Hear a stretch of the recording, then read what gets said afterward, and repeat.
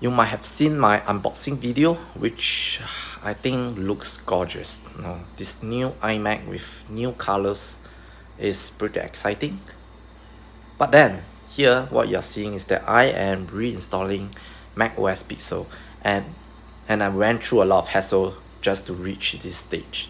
The point is, behind this glamorous piece of M1 iMac is quite a shitty Apple software powering it. I'm not the only one. Many M1 Mac users run into problems because somehow it got to do with their SSD. When you erase the Mac, you end up in certain states where it seems like your Mac is brick. I at one point of time I already thought that I have to call the support and ask for help. But finally, after some crazy steps, I at last managed to reinstall macOS. I think I might post another video or blog just to talk about troubleshooting this damn stupid issue. But really, for Apple, I always have a love and hate affair.